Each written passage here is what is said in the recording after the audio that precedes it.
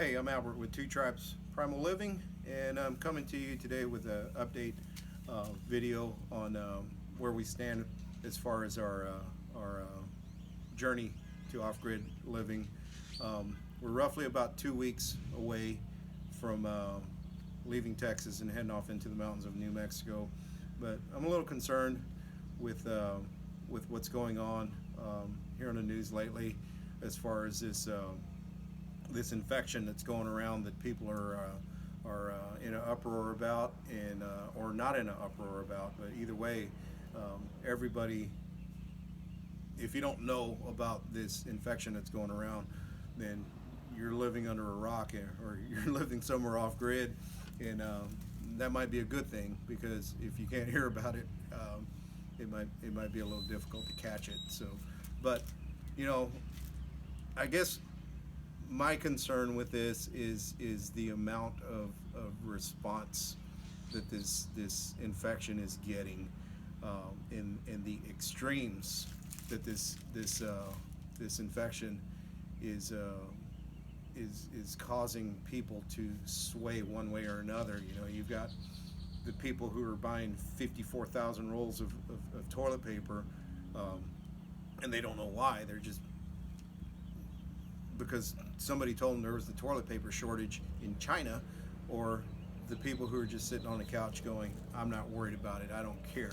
It ain't gonna affect me. Look at me. I'm a strong guy." You know, I think it's a little more than that. Me personally, I believe it's a little more than that, simply because you've got governments that are making preparations. You've got corporations that are making preparations. The military's making preparations. Event coordinators or local governments are telling event coordinators, this isn't happening. This can't happen here. So somebody is paying attention. Somebody knows something that the general public doesn't know. And you know, I have a tendency to believe that the media has a way of manipulating information in order to get either your attention or their ratings. You know, when you have division created over a possible deadly infection, and you have people bickering back and forth about the severity of it, I think that's a big problem. I think that's even worse than people bickering about politics, and because you know, politics aren't something that have the direct ability to infect your body with a sickness. You know, not only infect your body with the sickness, but if it's killing off our elders, if it's killing off our older generation, you know, and we're just looking at it as it's not a big deal. You know, the flu kills 100,000 people a year, or whatever the actual numbers are, and we've got 26 dead elders here. You know, I don't think that's good, because if these were police officers, or if these were firemen, or if these were veterans, those 26 lives would be all over the media, and we'd have great campaigns about how Blue Lives Matters, or Black Lives Matters, or Veterans Lives Matters, or any lives matters. Those are our elders. Those are somebody's grandparents. Those are somebody's loved ones that we're just throwing around like, okay, 22 or 26 or whatever is okay. It's not a big deal. It is a big deal, you know, and you know, we're just trying. Nikki and I are just trying to make sense of the situation. You know, we kind of knew things were bad back in September, when we picked up on the economic issues that were going on globally, and since September, you know, we started preparing to make our move towards an off-grid lifestyle. We didn't actually want a government coming in and forcing us out of our lives, and in some countries that's happening. People are becoming refugees of their own homes, because they fear being put into quarantine, and people are having to make decisions about going into quarantine because of financial reasons. They don't if they can't work, they can't get paid, and our government is actually working towards coming up with solutions for that. But for me, it's just I'd rather be in control of my own destiny, my own outcome, and not have some government official or government task force coming in telling me, you've got a fever, you need to come with us, and not knowing where I'm going or how it's going to turn out. I see that New York is already implementing the National Guard to come in and control certain areas over there, and Washington is talking about closing their state borders off and eliminating people from going out or coming in or any kind of travel. So things are getting real here. They've been real in China, they've been real in Korea, they've been real in Italy, but these things are becoming a reality here. So our concern is being able to get out of here now, and being able to get out of here as planned, because as I've already discussed with Nikki, we may have to leave. We may just have to leave in a hurry and get out of here and leave some stuff behind, and take what we have prepared now, because news is changing so rapidly from one day to the next. You wake up one morning and it's this situation, and then you wake up the next morning and it's another situation. So for us, going off the grid, away from these societal crises, that doesn't mean we're absolutely 100% going to escape it, because we still have to go into town and get necessary supplies from time to time. So we may not even be able to escape this situation, this crisis altogether. But I guess my point in this video is I see people taking it from one extreme to another. Either they're overreactive or they're underreactive. And as I always say, there's a place in the middle that we all need to be. Preparedness is not being afraid. Preparedness is not panicking. Preparedness is actually very wise, especially with the way we depend on conveniences and luxuries like electricity and running water and sewage and these things that have the potential to fail and leave us going, now what do I do? I don't have running water because the city busted a water main, and it's going to take them 4 days to patch it up, or a squirrel got caught in a transformer somewhere in town, and it blew up all the transformers in series with it. So now it's going to take 8 to 10 days for them to fix that, or anything. And I don't want to go into all the situations, like natural disasters and stuff. I'm just talking about man-made things, accidents, and they happen. They happen all the time. How many times have you seen in your local news, this town has a boil water recommendation? You boil your water before you can use it because something went wrong with the water supply. It happens all the time. So preparedness is just something that should be part of everybody's daily routine. And I feel sorry for those people who just think that everything's going to be okay every day that they wake up, every day that they put a foot on the floor out of bed, that they're going to walk into the most perfect situation, the most perfect day, or even the shittiest day, whatever they may be. But people get too comfortable with thinking that the system is infallible. The systems in place are not subject to failure at some point. And right now, we're looking at a situation where the systems are being tested. The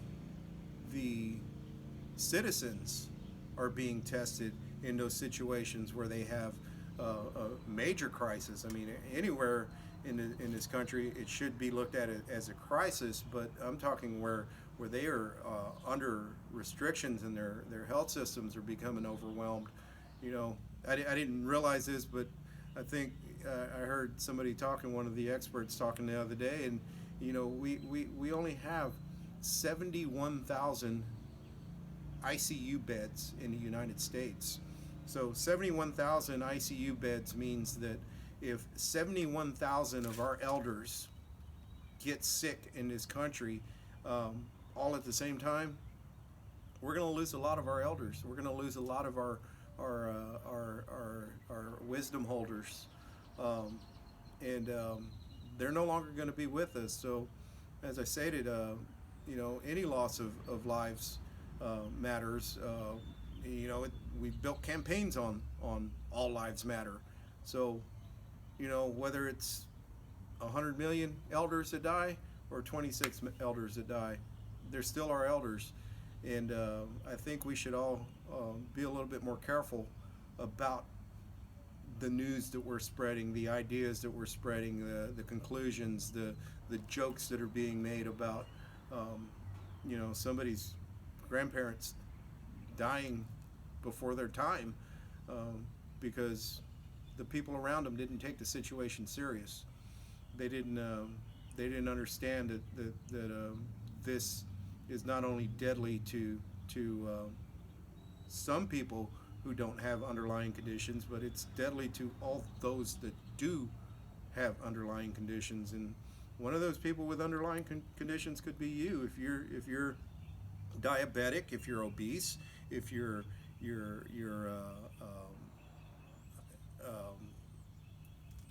dealing with high blood pressure, if you're on medication, if you're a smoker, if you're a drinker. I mean, there's just so many things that Americans indulge in that create compromises in their immune system that, you know, anybody could be at risk here. And I just don't think it's something that as a society, as public, we should be taking lightly. So those are my thoughts. Those are my concerns. Like I said, I've been preparing. Nikki and I have been preparing for not this very situation, but these situations that are just out of our control.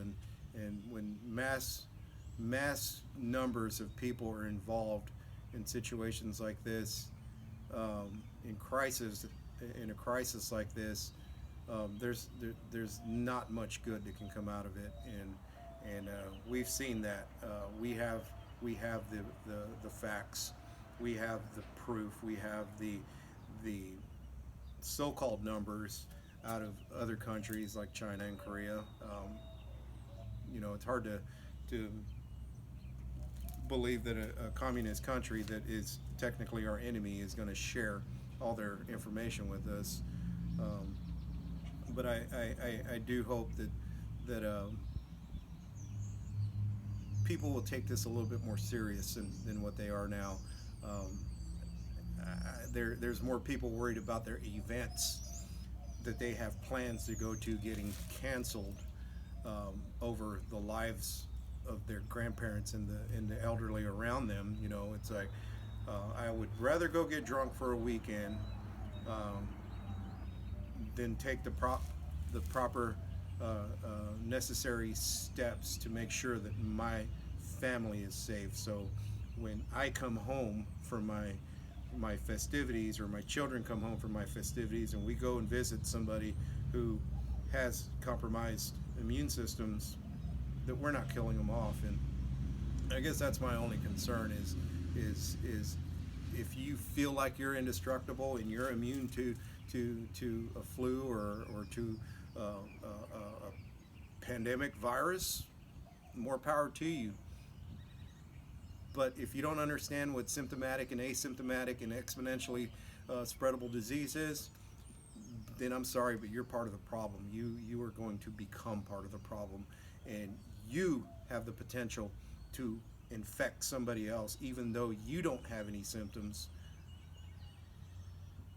that technically you're going to be responsible for their death.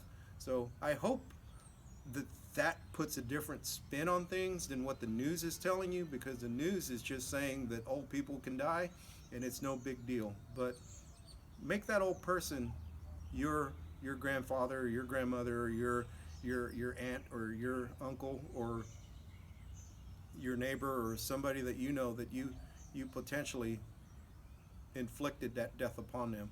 And it may put a different perspective as to how you look at it, because those are our wisdom holders. Those are our elders, and we should protect them at all costs. So I'll be making another video here in the near future um, about our final departure from here. But right now things are a little iffy. They're kind of dependent on how the public is going to react and whether or not they're going to put travel restrictions on us, and we go to pick up our truck and they're like, oh, we can't rent a truck to you because our corporation has decided to close down, and we're not renting moving trucks right now. So it's a possibility. It's definitely a possibility.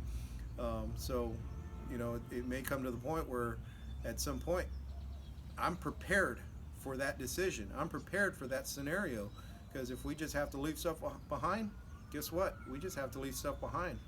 I'm going to leave it there. Subscribe, share. We're going to keep updating videos as we progress.